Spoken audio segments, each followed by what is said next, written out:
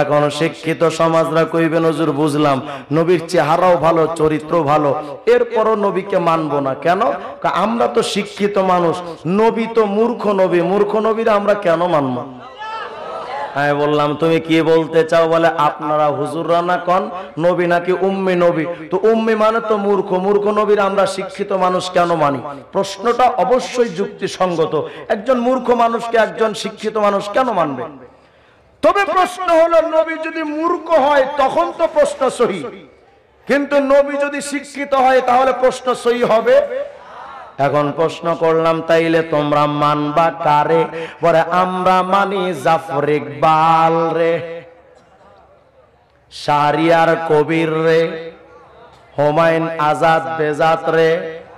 তোমরা যারে মানো তার নাম শাহরিয়ার কবির, তিনি কত বড় শিক্ষিত, ৭১-এর মুরগি চোর। কথা কয় না? ১৯৭১-এর মুরগি চোর।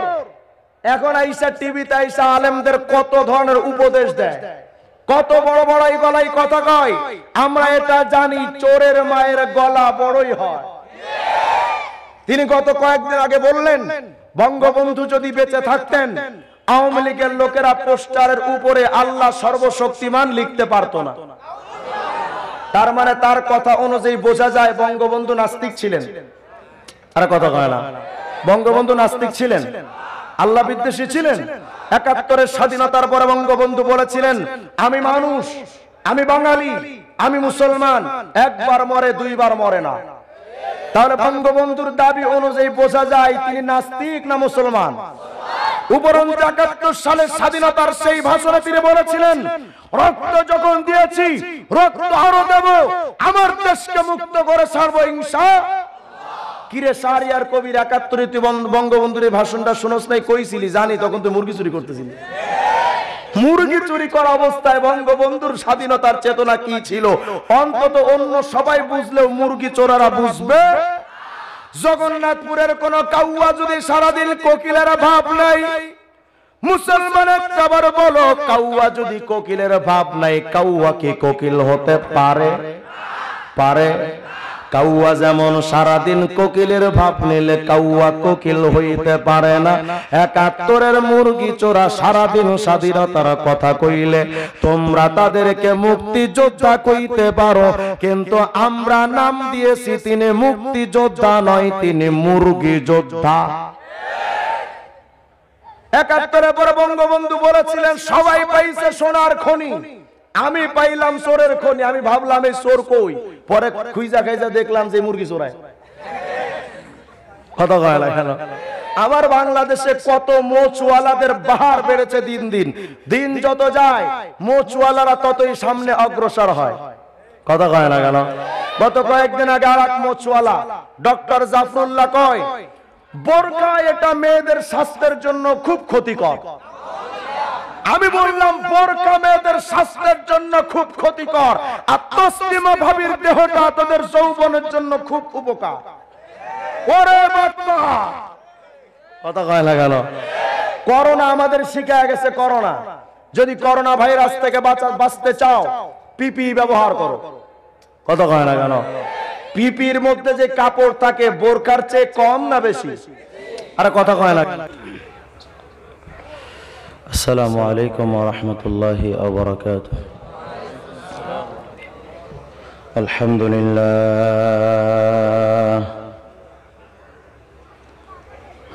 আলহামদুলিল্লাহি ওয়া কাফা ওয়া সালামুন আলা ইবাদিহিল্লাযীনা ইসতাফা। أما بعد فأعوذ بالله من الشيطان الرجيم. بسم الله الرحمن الرحيم. قد جاءكم من الله نور وكتاب مبين.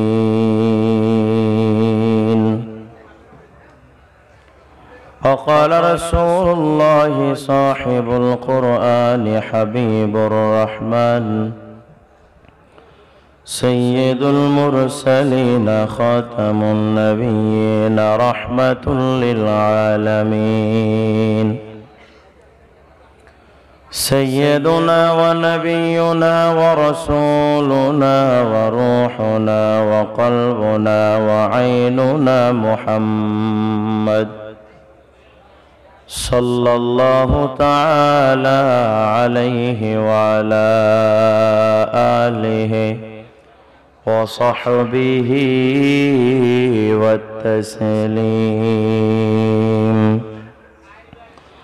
ومن رغب عن سنتي فليس مني أو كما قال عليه الصلاة والسلام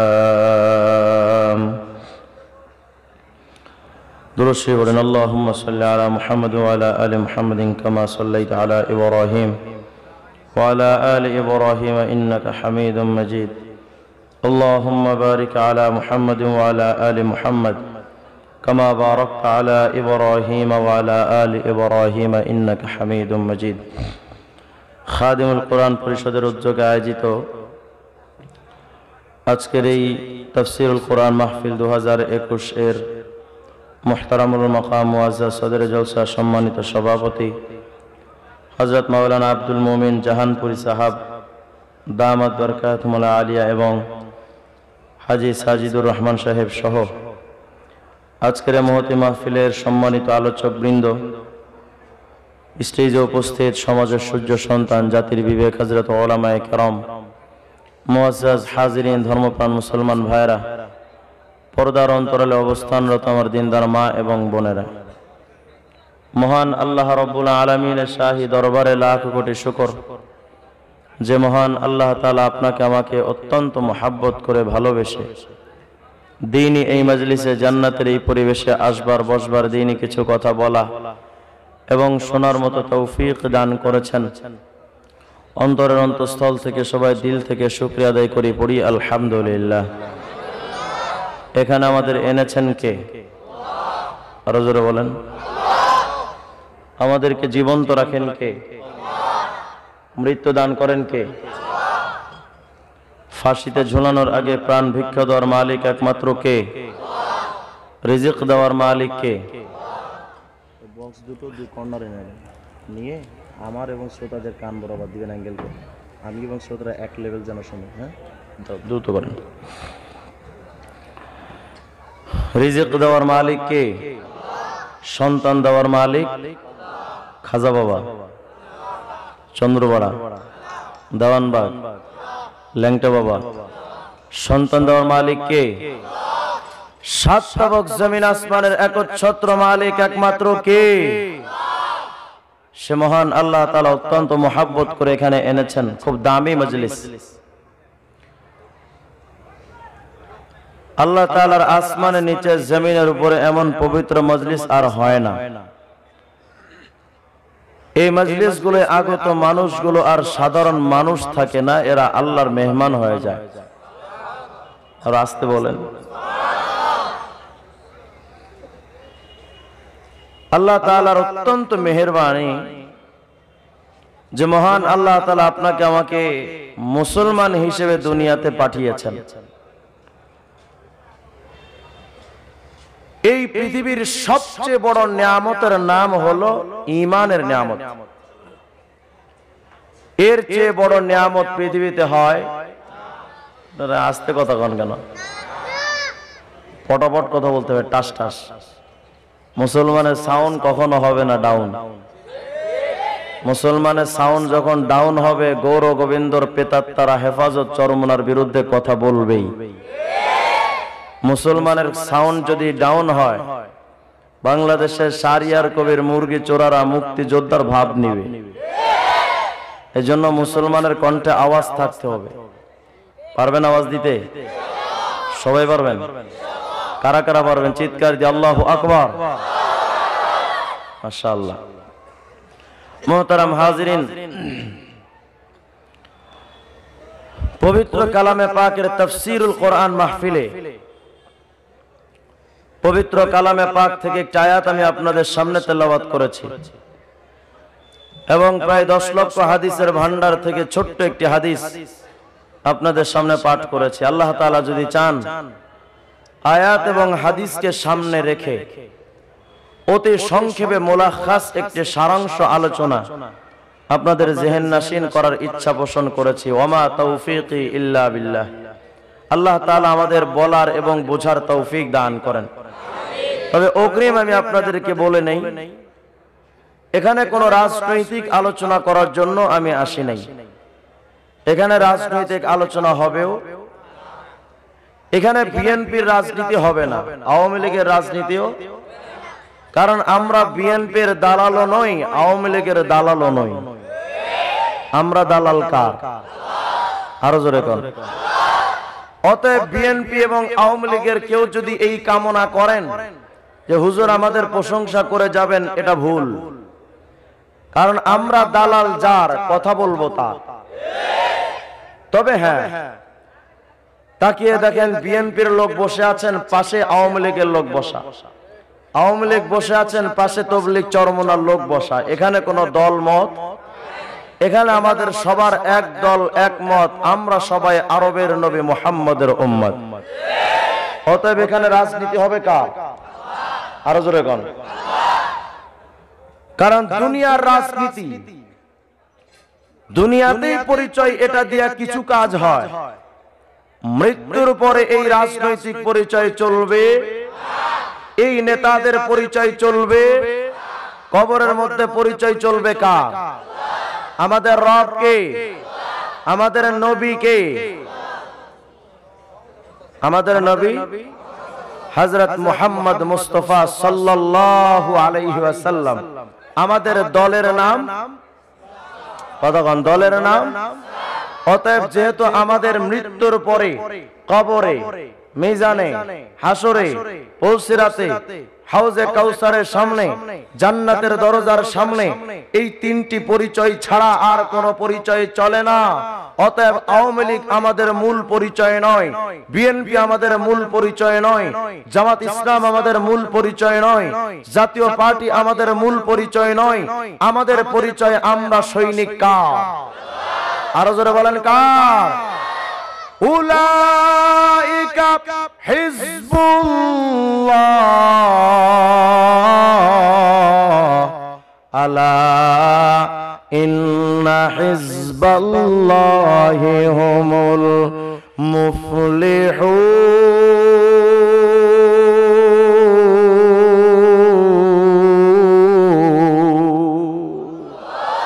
আমরা সৈনিক কার? কবরের মধ্যে যখন তোমাকে জিজ্ঞেস করা হবে মার রব্বুকা ওয়া মা দীনুকা ওয়া মান হাদার রাজুলুল্লাযী বুইসা ফীকুম, কবরের মধ্যে যখন জিজ্ঞাসা হবে তোমার দ্বীন কি, বলবেন দ্বীনিয়া আওয়ামী লীগ, দ্বীনিয়া বিএনপি, দ্বীনিয়া সাসার দল, দ্বীনিয়াল। হ্যাঁ বুঝলাম না, মাইকেরও সাউন্ড নাই, আপনাদেরও সাউন্ড নাই, কিভাবে বয়ান করবো ভাই? আমি কি কবর জিয়ারত করতেছি? কথা কয় না। এত দূর থেকে কি এই সাউন্ড দেওয়ার জন্য আসছি? মাইকেরও সাউন্ড লাগবে, আপনাদেরও সাউন্ড লাগবে, দুটো অ্যাডজাস্ট না হলে আমি ডাউন হয়ে যাব। কথা ক্লিয়ার? আওয়াজ থাকতে হবে সবার, পারবেন? কোন রাজনৈতিক আলোচনা হবে না, ভয়ের কোনো কারণ? কারণ রাজনৈতিক আলোচনা আমরা করি না, এজন্য দুনিয়ার এই গণতন্ত্র আর জাতীয়তাবাদের রাজনীতি আমরা মুসলমানরা করি না। যে রাজনীতি করার কারণে অনেকে আজকে বলেন মাহফিলে বৈশা রাজনৈতিক আলোচনা করবেন না।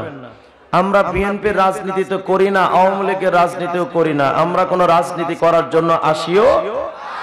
কারণ যেই রাজনীতি আমার বাংলাদেশের শেয়ার বাজারকে ধস নামায়, যেই রাজনীতি আমার বাংলাদেশের হাজার কোটি টাকা ব্যাংক থেকে লুটপাট করার ইতিহাস দেখায়, যেই রাজনীতি করার কারণে চট্টগ্রামে ভাই ভাইয়ের হাতে খুন হয়, যেই রাজনীতি করার কারণে সুবর্ণচরে 4 সন্তানের জননী কোন ধর্ষণের শিকার হয়, যেই রাজনীতির কষা খাতে পড়ে আমার বাংলাদেশের মানুষের জানমালের নিরাপত্তা থাকে না, ওই রাজনীতি করার দূরের কথা, ওই রাজনীতির কপালে জুতা মারি আমরা। আমরা রাজনীতি করব কার? আরো জোরে বলেন কার? আমাদেরকে যদি কেউ রাজনৈতিক প্রতিপক্ষ মনে করেন, আমি যতটুকু আলোচনা করব, আমার আলোচনা যদি কেউ রাজনৈতিক দৃষ্টিভঙ্গিতে নিতে চান, এটা আপনার জীবনের সবচেয়ে বড় ভুল হবে। এখানে আসছেন, নিয়তটাকে সহি রাখেন। অনেকে তো আসেন বক্তার ভুল ধরার জন্য, অনেকে আবার আসেন বক্তাকে অপমান করে স্টেজ থেকে নামানোর জন্য। আমার ক্ষেত্রে যদি এমন কোন পরিকল্পনা থাকে, অগ্রিম তওবা করেন, নাইলে বিপদে পড়বেন। কারণ আমি কিন্তু ভাই এত ভদ্র পাবলিক নই। আপনি যদি স্টেজে আমাকে অপমান করতে আসেন, আপনার হাত ভাঙ্গার ব্যবস্থা করে আমি তারপরে যাব। কারণ হয়তো আমার বাড়ি এখানে নয়, কিন্তু প্রত্যেকটা মুসলমান আমার ভাই। এখানে কোনো রাজনৈতিক আলোচনা হবে না, রাজনীতি হবে কার?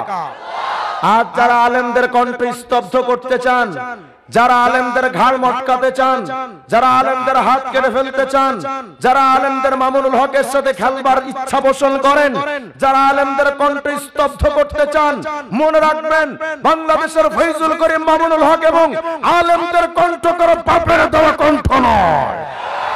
আমাদের কণ্ঠ দিয়েছেন কে? অতএব এই কণ্ঠ আওয়াজ থাকবে কার? আমার গান সুরে ছন্দ কাহার লাগে যদি মন্দ, আমার গান সুরে ছন্দ কাহার লাগে যদি মন্দ, লেগে হো যায় যদি দ্বন্দ্ব, তবু আমার গান আমার সুর কখনো হবে না বন্ধ। একা আল্লাহ বিনে কারো ভয় আমার দিলে নাহি রায়, জানি সে তো সত্যের জয় হবেই হবে নিশ্চয়, ঠিক না? আমরা আমাদের প্রত্যেকটা অঙ্গে মিশে আছেন কে? আমাদের রক্তে মাংসে মিশে আছেন কে? আমাদের প্রত্যেকটা লৌকুপের গোড়ায় গোড়ায় মিশে আছেন কে? আমাদের নিঃশ্বাসে বিশ্বাসে মিশে আছেন কে? অতএব এই দুনিয়াতে যদি রাজনীতি করতে হয়, রাজনীতি করবেন কার? যদি প্রশ্ন করেন আল্লাহর রাজনীতির কথা কেন বলেন, আল্লাহর রাজনীতির কথা এজন্যই বলি, তোমরা যারা বড় বড় স্থানে বসে বড় বড় বোতল খাও, তোমাদের বোতল খাওয়া বন্ধ করার জন্য আল্লাহর রাজনীতির কথা বলি। আমরা আল্লাহর রাজনীতির কথা বলি বাংলাদেশটাকে সুন্দরভাবে বিশৃঙ্খলা মুক্ত রাখার জন্য, আল্লাহর স্বাধীনতার পক্ষে কথা বলি। আমরা আল্লাহর রাজনীতির কথা বলি দুর্নীতি বন্ধ করার জন্য, চুরি ডাকাতি রাহাজানি ধর্ষণ ব্যভিচার বন্ধ করার জন্য। আল্লাহ রাজনীতির কথা বলি পতিতালয়গুলো বন্ধ করার জন্য। আল্লাহ রাজনীতির কথা বলি ক্যাসিনো ব্যবসা বন্ধ করার জন্য। যদি বলেন আল্লাহ রাজনীতি দিয়া হবেটা কি, ফর এক্সাম্পল একটা উদাহরণ দিলে বুঝবেন। মনে করেন চীন থেকে একটা মেশিন আনলেন, মেশিনটা আনার সময় চীন সরকার বলছে, দেখো বাঙালি ভাই, মেশিনটা যেহেতু আগে কখনো দেখো নাই, এই মেশিনটা চালাতেও পারবে না। এই মেশিনটা চালানোর জন্য তোমরা বাঙালি জাতে মাতাল, আমি তোমাদের জন্য দুটি জিনিস দিচ্ছি। এক নাম্বার, ইলেকট্রিক কোন জিনিস কিনলে সাথে সাথে একটা বই দেয় না, ছোট্ট কি নাম, ক্যাটালগ কি বা নীতিমালা। এটার মধ্যে লেখা আছে কোথায় তেল দিবেন, কোথায় মোবিল দিবেন, কোথায় গ্যাস দিবেন, কোথায় পেট্রোল দিবেন, সব লেখা থাকে।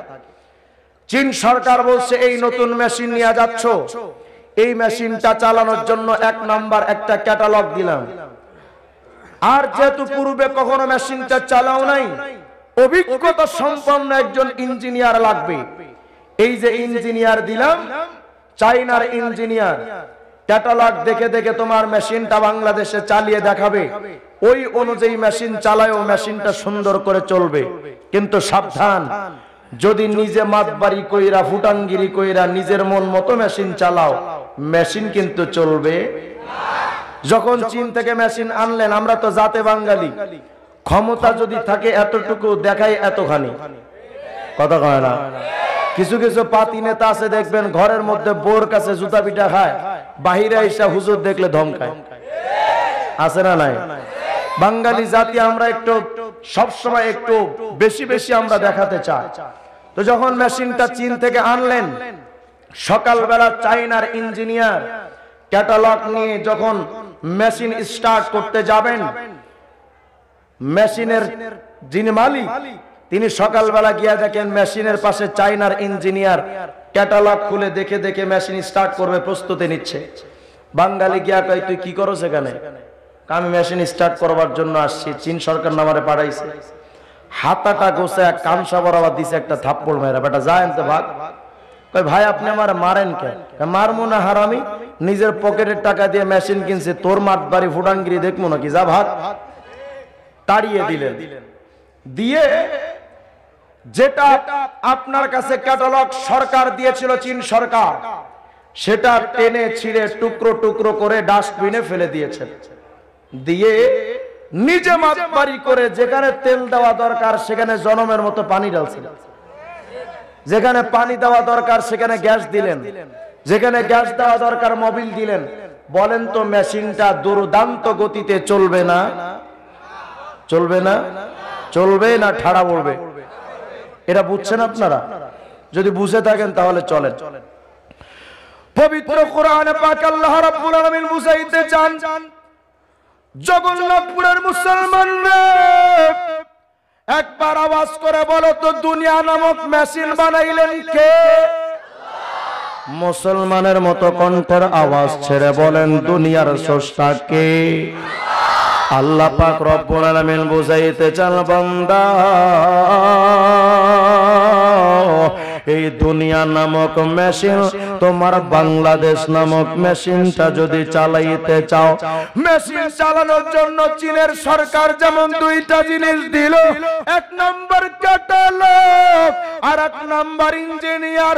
দুইটা জিনিসকে খেয়াল কইরা তোমার মেশিন যদি চালাও, মেশিনটা সুন্দর কইরা চলবে।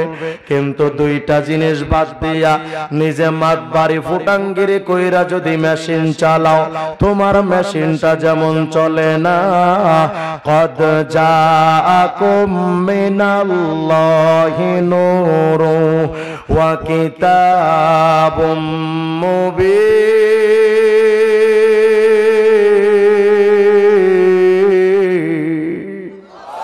আল্লাহ রাব্বুল আলামিন বলে, বান্দারে তোমার দুনিয়া নামক মেশিন যদি চালাইতে চাও, তোমার বাংলাদেশ নামক মেশিন যদি চালাইতে চাও, তোমার এই বাংলাদেশ নামক মেশিন যদি সুন্দর কইরা চালাইতে চাও, এক নাম্বার নূরুন, এক নাম্বার মুহাম্মদ নামক ইঞ্জিনিয়ার, দ্বিতীয় নাম্বার কিতাবুম মুবিন অর্থাৎ কোরআন নামক ক্যাটালগ। কোরআন নামক ক্যাটালগ আর মুহাম্মদ নামক ইঞ্জিনিয়ার অর্থাৎ কোরআন এবং সুন্নাহ দিয়া যদি তোমার দেশটা চালাইতা, নবী এবং আল্লাহ দিয়া যদি তোমার আদালত চালাইতা, তোমার সংসদ ভবন চালাইতে, আল্লাহ এবং নবী এবং কোরআন দিয়া যদি তোমার অর্থনৈতিক ব্যবস্থা চালাইতা, তোমার রাজনৈতিক সমাজনীতি সবকিছু যদি চালাইতা, তোমার দেশটা সুন্দর কইরা চলতো। কিন্তু রে বান্দা, যেখানে তেল দেওয়া দরকার পানি ঢাললা, পানি দেওয়া দরকার গ্যাস দিলা, ওই মেশিনটা যেমন চলবে না। চুরির বিধানকে কোরআন থেকে নিবা, ডাকাতের বিধানকে কোরআন থেকে নিবা, জেনাবা বিচারের শাস্তি কি কোরআন থেকে নিবা। যদি আল্লাহর বিধান বাদ দিয়া নিজের মন মতো গণতন্ত্রের সংবিধান দিয়া, মানবরচিত সংবিধান দিয়া যদি তোমার দেশটা নিজের মতো চালাইতে চাও, তোমার দেশের নাম হবে ডিজিটাল, কিন্তু মাসে মাসে দেখবা হরতাল আর হরতাল। অতএব বলেন তো, দেশটাকে সুন্দর করে চালানোর জন্য বিধান পালন করা লাগবে কার? তাহলে এক নাম্বার ক্যাটালগ নামক কোরআন, দ্বিতীয় নাম্বার নবী নামক ইঞ্জিনিয়ার। ক্লিয়ার? তাহলে কোরআন কেন মানবেন তো ক্লিয়ার বুঝলেন। দুনিয়া বানালেন যিনি, বিধান চলবে তার। যদি সেই অনুযায়ী চালান, আমার বাংলাদেশে আর কোনদিন বাংলাদেশে ধর্ষণ, জেনাবা বিচার, এমসি কলেজে মেয়ের গণধর্ষণ দেখার ইতিহাস আমাদের কপালে আর দেখার সুযোগ হতো না। যদি আল্লাহর বিধান মোতাবেক যদি আমার প্রত্যেকটা অর্থনৈতিক ব্যবস্থা চালাতেন, ব্যাংকের থেকে 1000 কোটি টাকা লোপাট হতো না। যদি আল্লাহর বিধান মোতাবেক সবকিছু চালাতেন, আমার বাংলাদেশের সুবর্ণচরে 4 সন্তানের জননী গণধর্ষণের শিকার হতো না। তাহলে 1 নাম্বার শর্ত, দুনিয়াময় শান্তি ব্যবস্থা প্রতিষ্ঠার জন্য আল্লাহর বিধান কোরআন মানা লাগবে। 2 নাম্বার মানা লাগবে নবী মুহাম্মদ রাসূলুল্লাহকে। কিন্তু বর্তমানের সুশীল সমাজ বুদ্ধিজীবী টাকলু চাচারা কয় মুহাম্মদকে মানি না। কেন? 1400 বছর আগের মুহাম্মদকে ডিজিটাল যুগে কেমনে মানি? ভিন্ন দেশের সৌদির সংস্কৃতি স্বাধীন ভূখণ্ডে কেমনে মানি? গত কয়েকদিন আগে এক নেতা কয় রাষ্ট্র আর ধর্ম একসাথে চলতে পারে না। নাউজুবিল্লাহ বলবেন না? গত কয়েকদিন আগে একজন বিশিষ্ট মোচওয়ালা তিনি বললেন সৌদি আরবের সংস্কৃতি বোরকা এটা মেয়েদের স্বাস্থ্যের জন্য খুব ক্ষতিকর। এবং গত কয়েকদিন আগে এক নারীবাদী 71 টিভিতে এসে বললেন সৌদি আরবের সংস্কৃতি, আরব স্টেটের সংস্কৃতি আমার স্বাধীন ভূখণ্ডে কেমনে চলে? স্বাধীন ভূখণ্ডে সৌদির সংস্কৃতি ভিন্ন দেশ হওয়ার কারণে চালানো যুক্তিসঙ্গত নয়, কিন্তু স্টার জলসা জি বাংলা ঠিকই বাংলাদেশে চলে।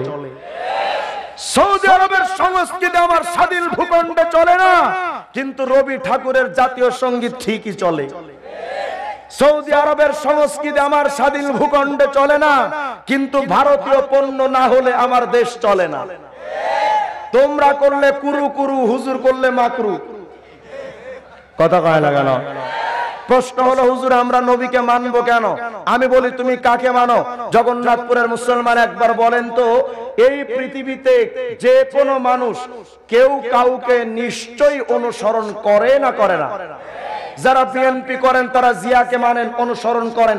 যারা আওয়ামী লীগ করেন তারা বঙ্গবন্ধুর আদর্শ মানেন। যারা জাতীয় পার্টি মানেন, জাতীয় পার্টি করেন তারা মাতাকারা বেরসাদ চাচারে মানেন। একজন তো নিশ্চয়ই আরেকজনকে মানে, নাকি বলেন? যুবক যুবতীরা কানে দুল দেয় কেন? বলে হুজুর শাকিব খান কানে দুল দেয়।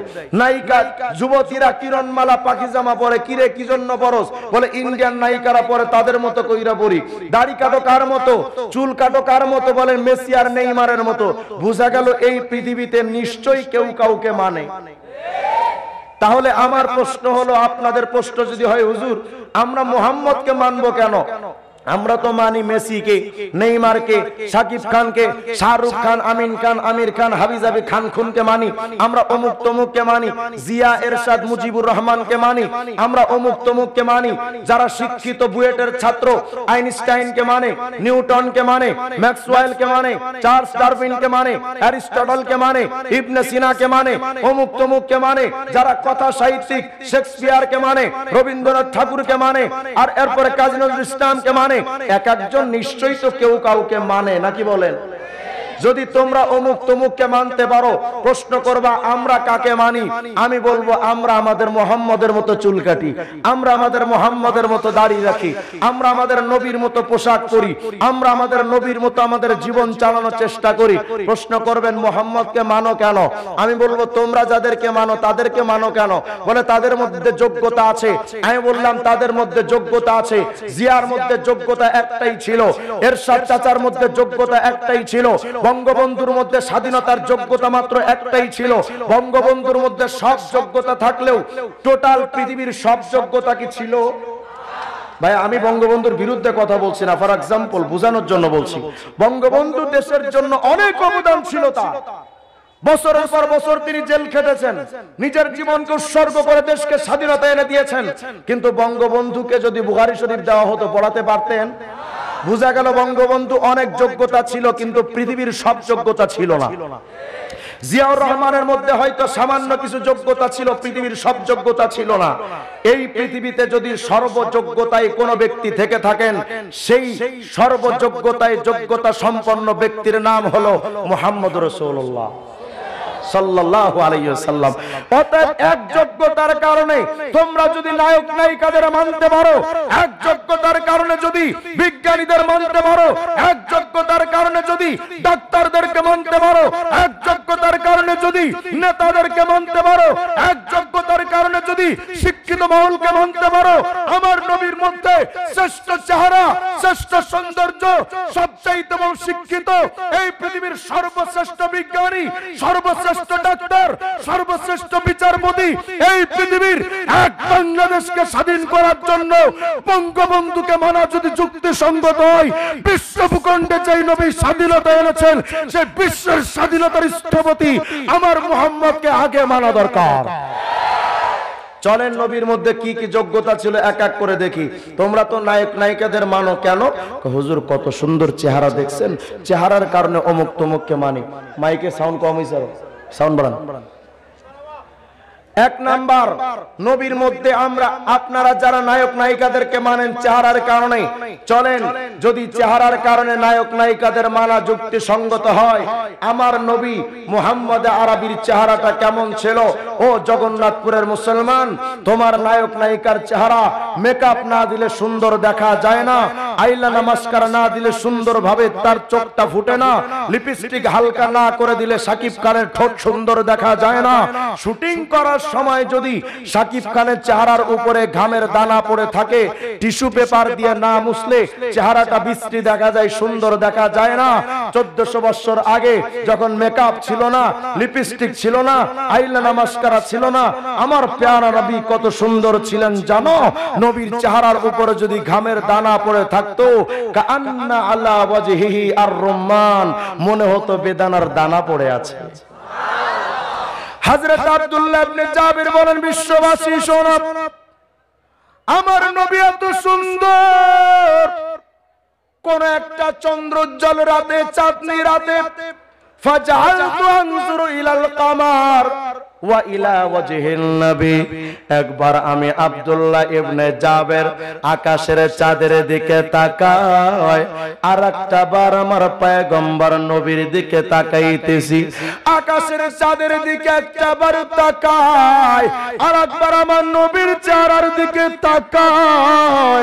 আমি আসলে বুঝতে চাচ্ছিলাম আকাশের চাঁদ সুন্দর না নবী সুন্দর, চাঁদ সুন্দর না নবী সুন্দর।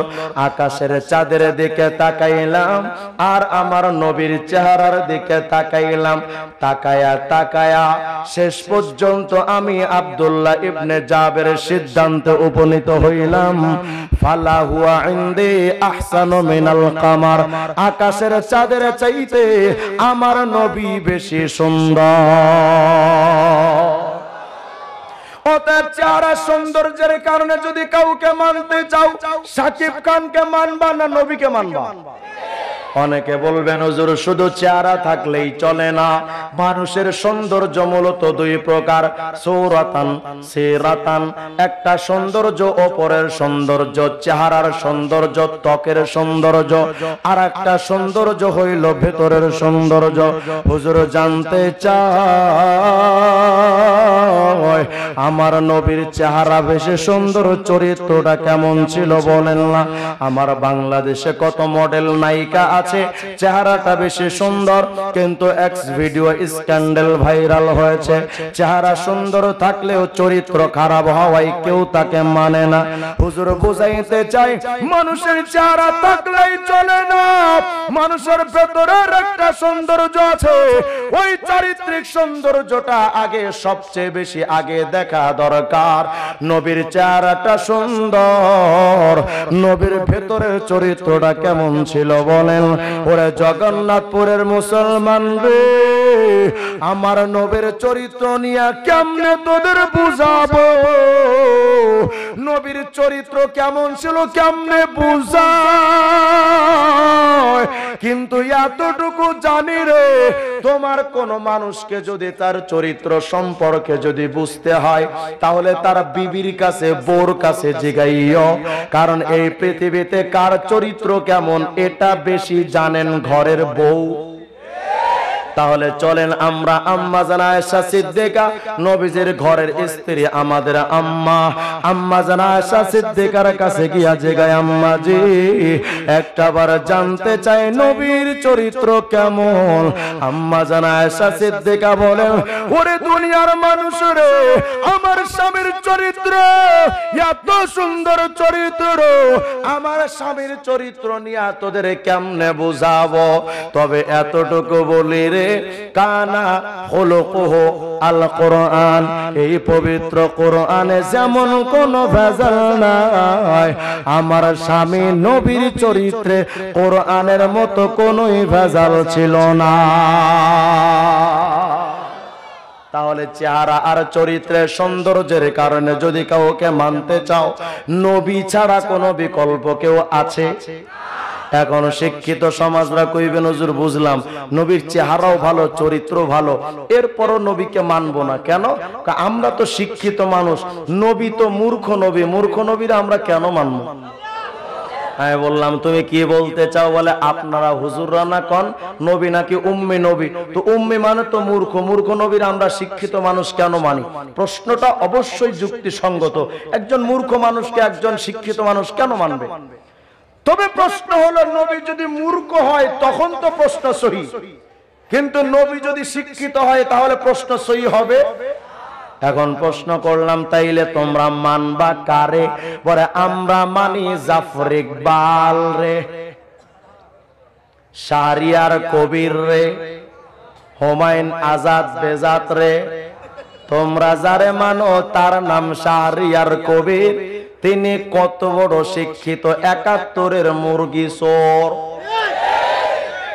কথা কয় না? ১৯৭১-এর মুরগি চোর। এখন আইসা টিভিতে আইসা আলেমদের কত ধরনের উপদেশ দেয়, কত বড় বড়াই গলায় কথা কয়। আমরা এটা জানি চোরের মায়ের গলা বড়ই হয়। তিনি গত কয়েকদিন আগে বললেন বঙ্গবন্ধু যদি বেঁচে থাকতেন আওয়ামী লীগের লোকেরা পোস্টারের উপরে আল্লাহ সর্বশক্তিমান লিখতে পারতো না। তার মানে তার কথা অনুযায়ী বোঝা যায় বঙ্গবন্ধু নাস্তিক ছিলেন। আর কথা কয় না? বঙ্গবন্ধু নাস্তিক ছিলেন, আল্লাহ বিদ্বেষী ছিলেন।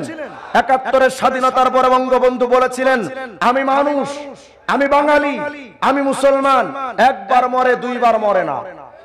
তাহলে বঙ্গবন্ধুর দাবি অনুযায়ী বোঝা যায় তিনি নাস্তিক না মুসলমান?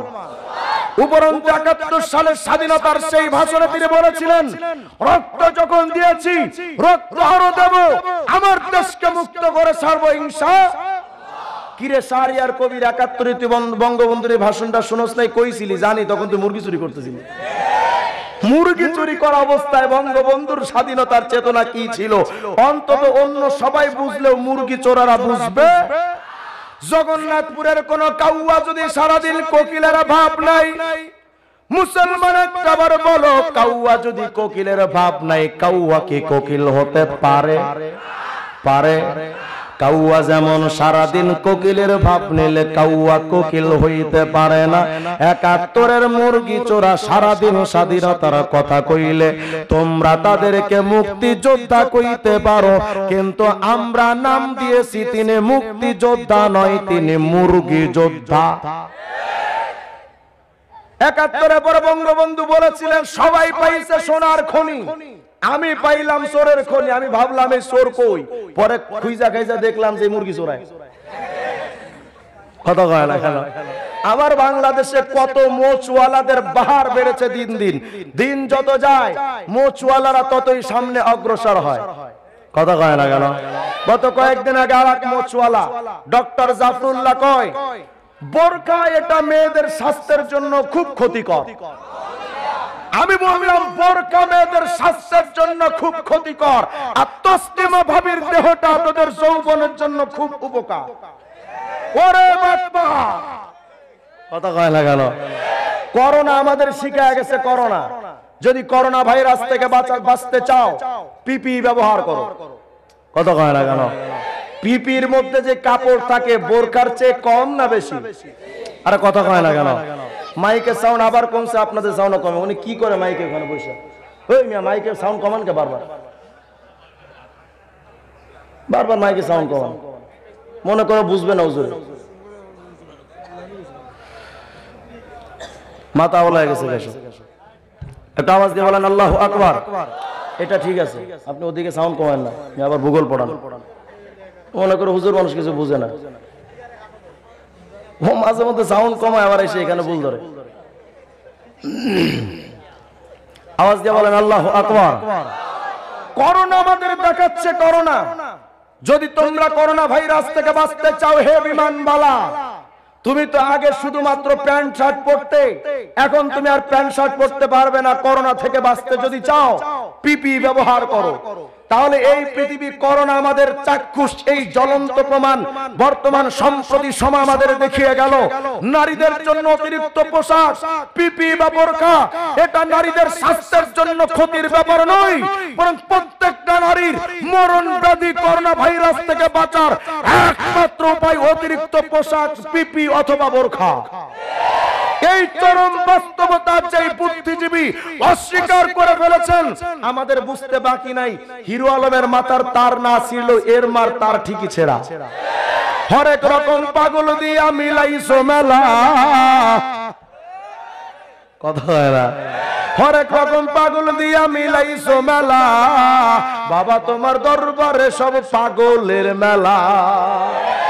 এই পাগলগুলোরে দ্রুত পাবনায় পাঠান, যদি না পাঠান আরো 4-5 বছর যদি বাহিরে থাকে, পাবলিক আর চিড়িয়াখানায় যাওয়া দরকার নাই। কারণ এত এত নতুন পশু যদি চিড়িয়াখানার বাহিরে পাওয়া যায়, চিড়িয়াখানায় যাওয়ার দরকার।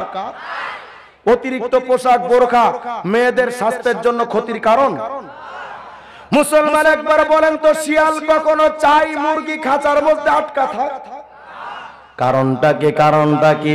কারণ শিয়াল পণ্ডিত বড় চালাক, শিয়াল বুঝাইতে চাই মুরগি বেচারি, তুই যদি খাঁচার মধ্যে থাকোস আমার পেটের ধান্দা হবে না। মুরগির খাঁচা থেকে শিয়ালরা মুরগিদেরকে আলাদা রাখতে চাই একমাত্র ভক্ষণের ধান্দা। আর নাস্তিকবাদ লুচ্চারা চাই নারীদের বোরকা থেকে আলাদা করতে, কারণ নাস্তিক আর লুচ্চাদের ধান্দা হলো ধর্ষণের ধান্দা। গত কয়েকদিন আগে শাহরিয়ার কবির মোচওয়ালা কয় এটা কোনো পড়া? কি হইছে ভাই? কই এতে ওয়াতে ওযু আতে আল্লাহ রসইতে ইসলাম মুহাতে মুহাম্মদ, এটা কোনো পড়া হইলো? আমি বললাম না না, এটা কোনো পড়া না। মুহাতে মুহাম্মদ তোর ভালো লাগে না, ঠিক আছে আজকে থেকে মুহাতে মুহাম্মদ বাদ, আজকে থেকে মুহাতে মুরগি চোরা। আমার দেশের সন্তানরা কি পড়বে না পড়বে? কিরে মুরগি চোরা তুই বলার কে? তোর কথা শুই আমার বাচ্চারা পড়লে তোর মতো মুরগি চুরি তো শিখবে।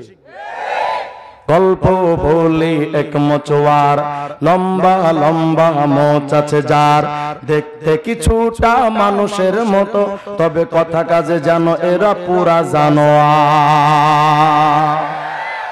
আমি বললাম তোমরা নবীকে মানো না, শিক্ষিত বইলা তো তোমরা মানো কারে? বলে আমরা মানি জাবর ইকবাল শাহকে, আমরা মানি শাহরিয়ার কবিরকে, আমরা মানি হুমায়ুন আজাদ ওরফে বেজাতকে। কেন মানো? কয় হুজুর অনেক বড় শিক্ষিত। আমি বললাম শিক্ষার কারণে যদি জাফর ইকবালকে মানা যদি যুক্তিসঙ্গত হয়, শিক্ষার কারণে আগে আপনার আমার নবী মুহাম্মদকে মানা দরকার। কারণ এক নাম্বার কারণ, তোমরা যাদেরকে শিক্ষক হিসেবে মানো ওদের তো একজন শিক্ষক নিশ্চয়ই আছে না নাই? ওদের শিক্ষকের বাড়ি আসমানে না জমিনে? আসমানে। শাহরিয়ার কবিরকে পড়াইছে আসমানের শিক্ষক, তাহলে শাহরিয়ার কবির বা জাফর ইকবাল স্যার উনাদের শিক্ষকদের বাড়ি আসমানে না জমিনে? তাহলে বোঝা গেল তোমরা যে শিক্ষকদের মানো তাদের শিক্ষকের বাড়ি জমিনে, আর আমার নবী এমন একজন শিক্ষক যার শিক্ষকের ব্যাপারে নবীজি বলেন আল্লাহ মানে রব্বি, আমার শিক্ষকের বাড়ি দুনিয়ায় না, আমার শিক্ষক আমার আল্লাহ। তাহলে দুনিয়ার শিক্ষকদের ছাত্রদেরকে তোমরা যদি শিক্ষক হিসেবে মানতে পারো, আল্লাহর ছাত্র মুহাম্মদ আরবিকে আমি আগে শিক্ষক হিসেবে মানতে পারি। এখন বলবেন হুজুর সবকিছু বুঝলাম, তো আপনার মুহাম্মদ কোন বিষয়ে পিএইচডি করেছে কোন? আমি কইলাম তোমার শিক্ষকরা কোন বিষয়ে পিএইচডি করেছে সেইটা আগে কও। বলে আমার শিক্ষকরা পিএইচডি করেছে বিজ্ঞানে, কিন্তু সমাজে কাঁচা। কথা কয় না? যেই শিক্ষক বিজ্ঞানে পিএইচডি করা তিনি সমাজে কাঁচা, যিনি বাংলায় পিএইচডি করা তিনি ইংলিশে কাঁচা, যিনি ইংলিশে পাক্কা তিনি বাংলায় এমনে কথা কয় বোঝার কায়দা নাই বাঙালি না রোহিঙ্গা। যারা আর জেনারেল শিক্ষায় বড় শিক্ষিত বা পণ্ডিত তারা আরবি ভাষায় কাঁচা। যার বাস্তব প্রমাণ গত কয়েকদিন আগে তাপস দাদা কয় তোমাদের হুজুররা তো পিটা পিটা তোমাদের আলেম বানাইছে, আর আমি ঘরের মধ্যে বৈশা বৈশা আলিফ বা তা সা জিমা খা শিখে ফেলছি। কি শিখছে? খা। চিন্তা করেন। তাহলে বোঝা গেল যারা জেনারেল শিক্ষায় পণ্ডিত তারা আরবিতে কাঁচা। কথা কয় না কেন? তাহলে বোঝা গেল তোমাদের শিক্ষকরা এক বিষয়ে পণ্ডিত কিন্তু অন্য বিষয়ে কাঁচা। আর আমার নবী এমন শিক্ষিত নবী, আল্লাহ পাকের নবী বলেন আল্লাহ পাক আমাকে একটা বিষয়ের জ্ঞান দান করেন নাই, উতিতু ইলমাল আউয়ালিন ওয়াল আখিরিন, আল্লাহ পাক আমাকে আগের পরের সব জ্ঞান দান করেছে। অতএব এক বিষয়ে পিএইচডি করা শিক্ষকদের মানা তোমাদের জন্য যদি যুক্তিসঙ্গত হয়, সর্ব বিষয়ে জ্ঞানী আমি আমার নবীকে আগে মানতে পারি। এখন বলবেন হুজুর বুঝলাম আপনার নবী অনেক শিক্ষিত, তো আপনার নবী আপনাদেরকে কি পড়া শিখাইছে কোন? আমি কইলাম তোমাদের শিক্ষকরা কি পড়াইছে সেইটা আগে কও। বলে আমার শিক্ষকরা পড়াইছে হাট্টি মাটিম টিম, তারা মাঠে পাড়ে ডিম, তাদের খাড়া দুটো শিং, ওরা হাট্টি মাটিম টিম। আমি কইলাম তোরা বুঝিস গোড়ার ডিম, যাদের মাথায় শিং আছে ওরা ডিম পাড়ে। তাহলে এই শিক্ষাটা সত্য না মিথ্যা? আল্লাহ পাক রব্বুল আলামিন আমাদেরকে এমন একটা শিক্ষক দিয়েছে, তোমাদের শিক্ষকের শিক্ষার ভেতরে সত্য আছে মিথ্যাও আছে, সত্য মিথ্যার মিশ্রণের শিক্ষার শিক্ষককে মানা তোমাদের জন্য যদি যুক্তিসঙ্গত হয়, আমার নবী যেই শিক্ষা এনেছেন যালিকাল কিতাবুল লা রাইবা ফি, আমার নবীর শিক্ষার মধ্যে মিথ্যা তো দূরের কথা সন্দেহের কোনো অবকাশ নাই। সুবহানাল্লাহ বলে। এখন বলবেন হুজুর বুঝলাম, তাইলে আরেকটা প্রশ্নের জবাব দেন। আপনার নবী এত বড় শিক্ষিত, ভালো কিছু শিখাইছেন বুঝলাম, তা আপনার নবী কোন দেশের ডিগ্রি এনেছে সেটা বলেন। আমি বললাম তোমাদের শিক্ষকরা কোন দেশের ডিগ্রি এনেছে বলো। বলে অক্সফোর্ড বিশ্ববিদ্যালয়ের, লন্ডনের, জাপানের, চংচাং চুং ভুংবাং চাইনার, মাথা খারাপ ডোনাল্ড ট্রাম্পের আমেরিকার, গরুর মুখ খাওয়া দেশ ইন্ডিয়ার। এই দেশের ডিগ্রি পাইয়া তোমরা এত ফুটাঙ্গিরি করতেছো। আমার নবীর জন্য আমেরিকার ডিগ্রি লাগে না, আমার নবীর জন্য জাপানের ডিগ্রির প্রয়োজন হবে না, চাইনার ডিগ্রির প্রয়োজন নাই, ইন্ডিয়ার ডিগ্রির কোনো প্রয়োজন নাই, কারণ আমার নবী ডিগ্রি পেয়েছেন সুবহানাল্লাযী আসরা বিআবদিহি লাইলাম মিনাল মসজিদিল হারামি ইলাল মসজিদিল আকসা। আমার নবী ডিগ্রি পাইছেন আরশ আজিমের ডিগ্রি।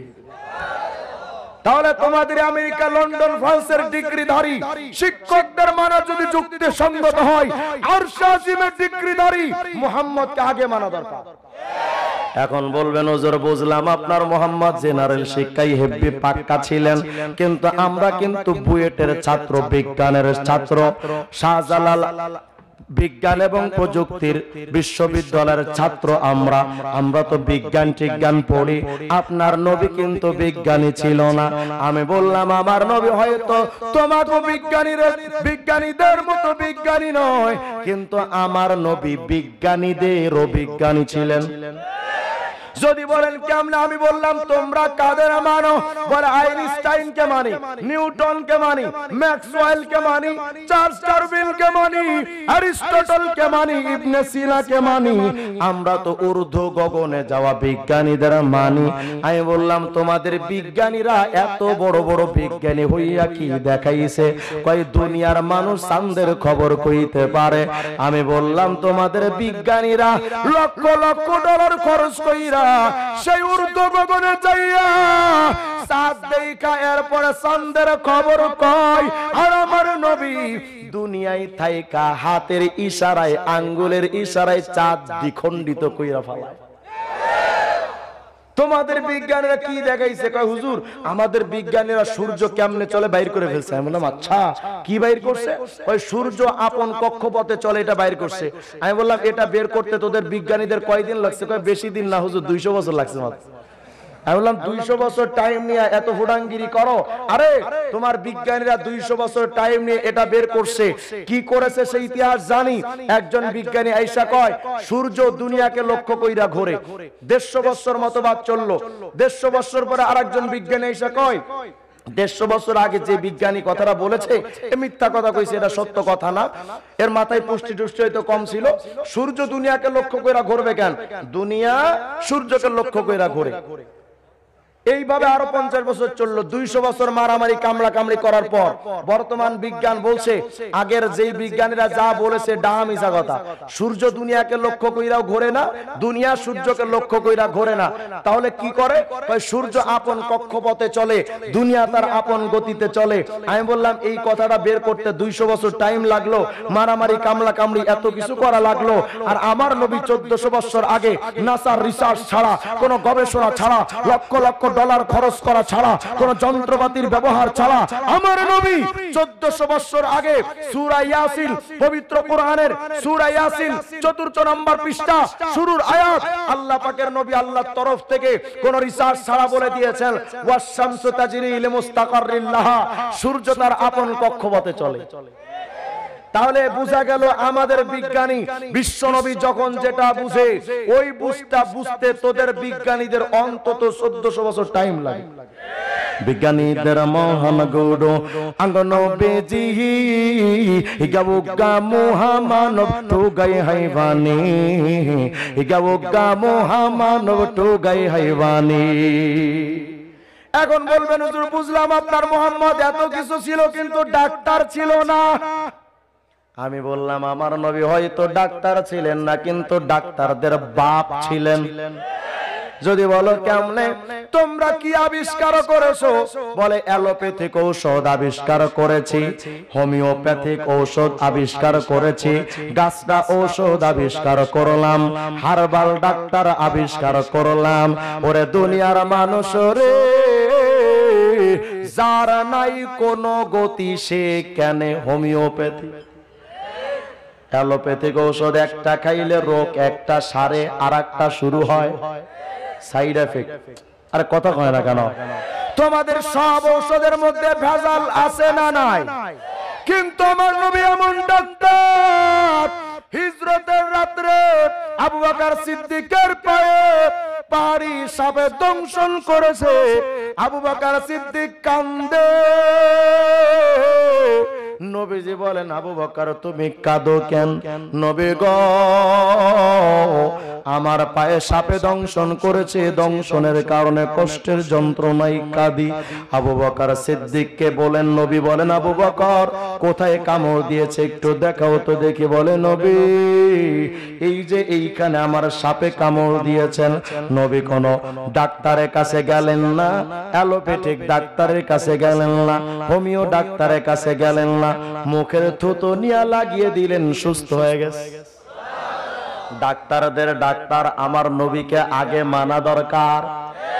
কথা কয় না? চেহারাই নবী সেরা, চরিত্রে নবী সেরা, শিক্ষাই নবী সেরা, বিজ্ঞানে নবী সেরা, ডাক্তারি সায়েন্সে নবী সেরা। দেশ পরিচালনার ক্ষেত্রে আমার নবীর চাইতে এত সফল রাষ্ট্রপতি পৃথিবীতে আর আসবে না। যদি বলেন আপনার নবী কেমন ছিলেন? নেতা। ওরে তোমার নেতা কেমন? বলে আমার নেতা অনেক ভালো। ভোটের 3 দিন আগে নেতা ইসা যারে পাইছে তারে সালাম, যুবক যুবতী সালাম, বাচ্চা কাচ্চা সালাম, নারী পুরুষ ইজলা সালাম। রাস্তা দিয়া সুকুমার হাইটা দেয় যাই কয় এ সুকুমার দা খারা আসসালামু আলাইকুম, কথা কয় না। কিন্তু নেতা একবার নির্বাচিত হওয়ার পর নেতা তো সালাম দেওয়া দূরের কথা, মুরব্বী বাজান গিয়া যদি নেতারে সালাম দেয়, নেতা সালাম দেওয়ার জবাব দেওয়ার কথা দূরের কথা, সালামের জবাবটাও লয় না, কারণ নেতার মুখে আজকে ঠাড়া পড়েছে, ঠাড়া।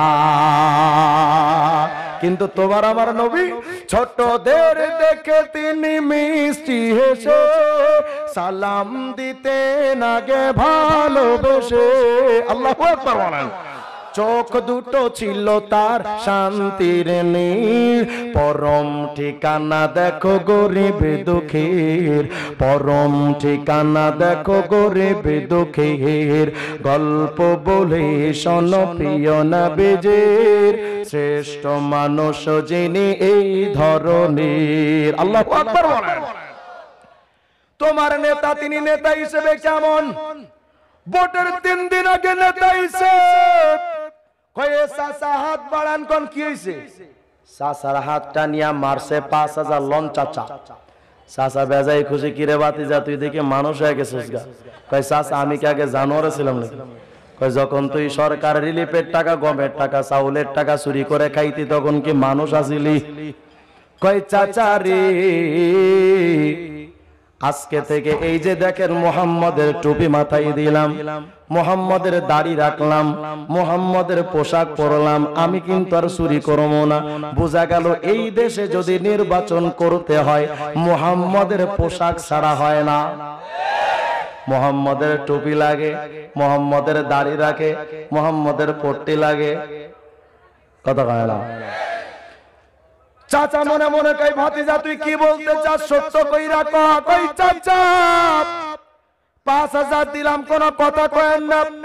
কিন্তু চাচার মনটা বুঝে না, বুঝাইতে চাই ও ভাতিজা সত্য কইরা কহ তুই যে টাকা দিলি এটা আসলে কি এর টাকা?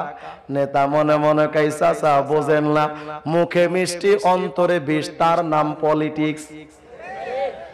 আজকে দিলাম 5000, ভোটটা দেবেন আমার, ক্ষমতায় যাবো আবার, ক্ষমতায় গিয়া কর্ম বিচার, পামু একটা চেয়ার।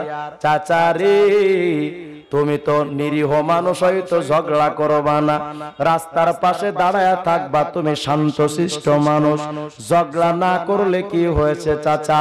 হঠাৎ কইরা দেখবা তোমার পায়ের উপরে পা রাইখা কিছু লোক ঝগড়া করবে, খবর নিয়ে দেখবা ওরা অন্য কেউ না, চামচা আমার, কথা কয় না। এরপরে ধরবে তোমার গলার কলার, আইন আমার কাছে দিবে বিচার। ও চাচা আজকে দিলাম 5000, যখন করবো তোমার বিচার আমারে কিন্তু টেবিলের নিচ দিয়া দেওয়া লাগবে সুদে আসলে পাক্কা 50,000। আমার নেতার চরিত্র ফুলের মতো পবিত্র, আমি কইলাম তোমগো নেতার চরিত্র সেফুদার মতো পবিত্র। হারামি নামাজ পড়তো না, একতো ঘুষের টাকা খাইতো জম্মের মতো। আমার পীরের চরিত্র ফুলের মতো পবিত্র, নামাজ পড়ে 3 ওয়াক্ত, গাঞ্জা টানে 5 ওয়াক্ত। চলো রে দরবারে ভাই, হজ করিতে মোরা মাঝ ভান্ডারে যাই।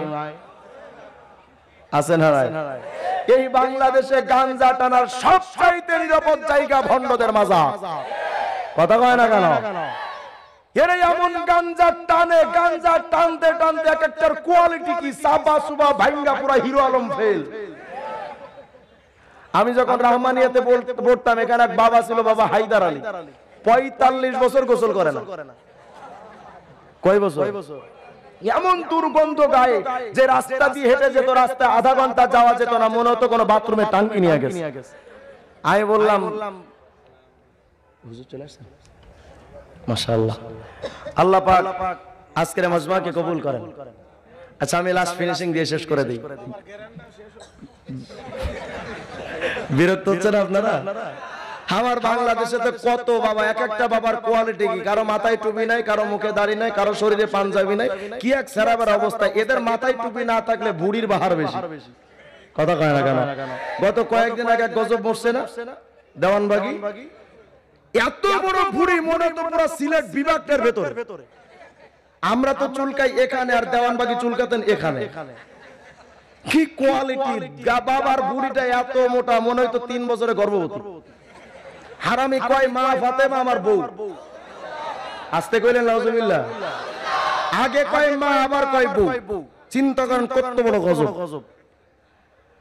মুসলমান একবার আওয়াজ করে বলেন, বাজনা হালাল না হারাম? আরো জোরে কোন হালাল না হারাম?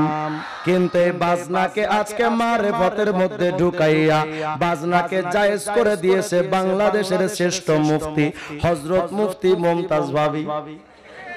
এখন মুফতি সাহেব তো দলিল দেওয়া লাগবে না, দলিল দিতেছে। আকাশটা কাঁপছিল কেন, জমিনটা নাচছিল কেন, বড় পীর ঘামছিল কেন, সেই দিন গান গাইছিল খাজা যেই দিন।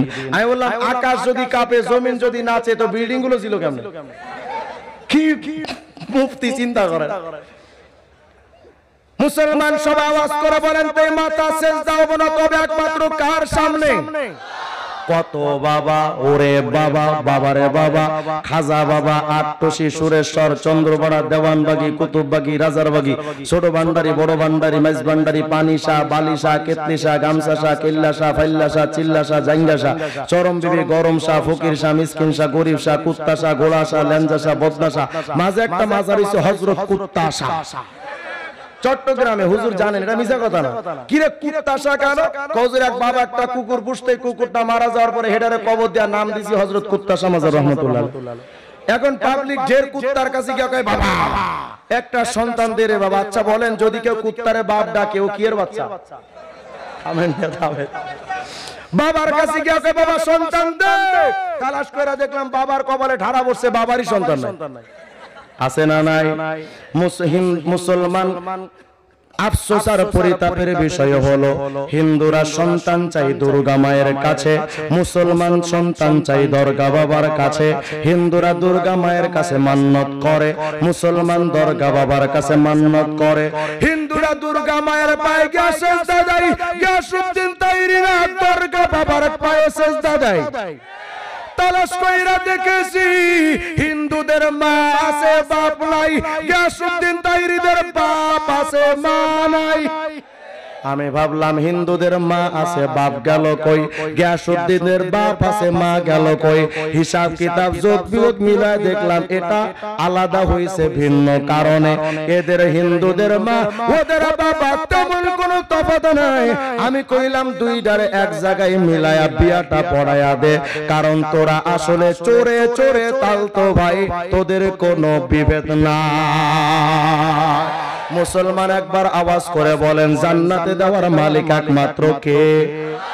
বড় পীর, ছোট পীর, শাহজালাল ইয়ামানি। জান্নাতে দেওয়ার মালিক এমনকি নবী নিজেও কে জান্নাতের মালিক। যদি হইতেন নিজের চাচা আবু তালেবকে জান্নাতে দিতে পারতেন, আল্লাহর অনুমতি ছাড়া কোন মানুষকে নবীও জান্নাতে দিতে পারবেন? কিন্তু আজকে তোমার আমার সমাজে কত বাবারা জান্নাতের টিকিট দিয়া দেয়। কত বাবা আছে ল্যাংটা। আমি বললাম ভাই ল্যাংটা আবার পীর হয় কেমনে? পাইছে ল্যাংটা যাবে, ল্যাংটা মাঝখানে কাপড় করবে কি? আমি বললাম তাইলে জাঙ্গা পড়ছে কে? ল্যাংটা হইলে যদি পীর হওয়া চাইতো, এই সমাজের সবচাইতে বড় পীরের নাম হইতো কুত্তা। আবার গান বানাই, কেরামান কাতিবিন রোজ হাসরের দিন আল্লাহর কাছে যদি করে অভিযোগ, আমি বলবো দুনিয়ায় ছিলাম ল্যাংটা পীরের লোক। বলেন এই কথা বললে কিয়ামত উপায় থাকবে? আমি বললাম গানটা তো এমন হওয়ার কথা, কেরামান কাতিবিন পাইবে যেদিন তোরা যারা ছিলি ল্যাংটা বাবার লোক, তোদের জুতা মাইরা হাতুইব জাহান্নামে ঢো। গানটা যদি এমন হইতো কেরামান কাতিবিন রোজ হাসরের দিন আল্লাহর কাছে যদি করে অভিযোগ আমি বলবো দুনিয়ায় ছিলাম মুহাম্মাদের লোক गिरदाब मुसीबत में सफीना है हमारा लिल्लाह करम कीजिए मिल जाए किनारा साहिल से लगेगा कभी मेरा भी सफीना देखेंगे कभी शौक से मक्का व मदीना गर सुन्नत नबवी की करे पैरवी उम्मत तूफा से निकल जाएगा फिर उसका सफीना मुसलमान एक घंटार आलोचना আমি যে কথা বুঝাইতে চাইতেছি ওই যে নূপাই কুম্ভের সময় যেই সমস্ত উম্মতেরা নূহের নৌকার মধ্যে উঠেছে ওই উম্মতেরা যেমন নূহের নৌকার মধ্যে ওঠার কারণে মহাপ্লাবন থেকে বাইচা গেছে ওরে উম্মতে মুহাম্মাদির যদি তোমরা নবী মুহাম্মদ আরবীর সুন্নাতের নৌকার মধ্যে উঠতে পারো নবীজি বলেন টেনশন করবে না কিয়ামতে তিনটা জায়গায় বিপদে পড়বে হাউজে কাউসারের সামনে পৌসিরাতের সামনে মিজানের পাল্লার কাছে এই তিনটা জায়গায় বড় তোমাদের বিপদ যদি তোমরা দুনিয়াতে সুন্নাত দিয়ে যাইতে পারো মাথায় টুপি দিবা আর নায়ক সাকিব খান সালমান খানের মতো আর চুল কাটবি না মেসি নেইমারের মতো দাড়ি স্টাইল করবি না নবীর মতো চুল কাটবা নবীর মতো দাড়ি রাখবা নবীর মতো পোশাক পরবা নবী আমার বলেন উম্মতের দল সুন্নাতের জায়গা থেকে কিয়ামতের ময়দানে নূর চমকাইতে থাকবে তোমাদের যেখানে যেখানে বিপদ আমি নবী তোমাদের সুন্নাতের নূর যখন দেখব তোমাদের তিনটা বিপদের জায়গায় আমি নবী সুন্নাতের নূর দেখা আল্লাহর কাছে সুপারিশ কইরা কইরা জান্নাতের মেহমান বানাবো এইজন্য ভাই আমার সারাংশ আলোচনা হলো এটাই আমি শুরুতে বুঝাতে চেয়েছিলাম শ্রেষ্ঠ চেহারা আমার নবীর চেহারা শ্রেষ্ঠ চরিত্র আমার নবীর চরিত্র শ্রেষ্ঠ শিক্ষা আমার নবীর শিক্ষা সবচেয়ে বড় বিজ্ঞানী আমার নবী সবচেয়ে বড় ডাক্তার আমার মুহাম্মদ আরবী সবচেয়ে বড় বিচারপতি আমার নবী মুহাম্মদ রাসূলুল্লাহ সবচেয়ে বড় নেতা আমার নবী মুহাম্মদ রাসূলুল্লাহ ও যুবক আজ যারা বাংলাদেশে বসে বলে স্বাধীন ভূখণ্ডে সৌদি আরবের সংস্কৃতি চলে না যদি এই বিশ্ব ভূখণ্ডে বাংলাদেশে যদি নবীর মতবাদ না চলতে পারে পৃথিবীর কোন মানুষের মতবাদ চলতে পারে না রাশেদ খান মেনন বলেছিলেন সৌদি আরবের সংস্কৃতি বাংলাদেশে চলতে পারে না রাশেদ খান মেনন সৌদি আরবের সংস্কৃতি যদি বাংলাদেশে চলতে না পারে তোমার রাশিয়ার রাজনীতির কবলে জুতা পিটা করা দরকার এই জন্যই স্বাধীন ভূখণ্ডে মাথা থেকে নিয়ে পা পর্যন্ত সুন্নাত দিয়া সাজাবেন নবীর সুন্নাত ব্যক্তিগত জীবন পারিবারিক জীবন সামাজিক জীবন রাষ্ট্রীয় জীবন আন্তর্জাতিক অঙ্গন সর্বক্ষেত্রটা যদি নবী মুহাম্মদ আরবীর মতো সাজাতে পারেন আল্লাহর কসম আল্লাহর কসম আল্লাহর কসম তোমার পরিবার সুন্দরভাবে চলবে তোমার সমাজ সুন্দরভাবে চলবে তোমার রাষ্ট্র সুন্দরভাবে চলবে সর্বোপরি মরতে দেরি হবে জান্নাতে পৌঁছতে দেরি হবে না আল্লাহ তাআলা যেন আমাদের সকলকেই সুন্নাতের প্রতি আমল করার তৌফিক দান করেন বলেন আমিন সুন্নাত শিখবেন কোথায় ছোট বাচ্চাদের কওমি মাদ্রাসায় ভর্তি করবেন মুরব্বি বা বয়স্ক যারা আছেন দাওয়াতে তাবলীগের মেহনতে সময় দিবেন তাবলীগে গেলে আপনার ওযুর সুন্নাত গোসলের সুন্নাত বাথরুমের সুন্নাত টোটাল সুন্নাতটা মোটামুটি আপনাকে শিখায়া দেয় আবার আলেম বিদ্বেষীদের সাথে যায় না আল্লাহ তাআলা যেন আমাদের সকলকে সুন্নাতের জিন্দেগি আলোকিত জিন্দেগি আল্লাহ তাআলা আমাদের দান করেন বলেন আমিন যদি কেউ কষ্ট পেয়ে থাকেন আল্লাহর রাস্তে maaf করে দিয়েন হুজুরকে বসা অনেকক্ষণ কথা বলে ফেললাম হুজুরের কাছে আমি maaf চাই আমার বেয়াদবি ক্ষমা করবেন ওয়া আখিরু দাওয়ানা আলহামদুলিল্লাহি রাব্বিল আলামিন আসসালামু আলাইকুম ওয়া রাহমাতুল্লাহি ওয়া বারাকাতুহু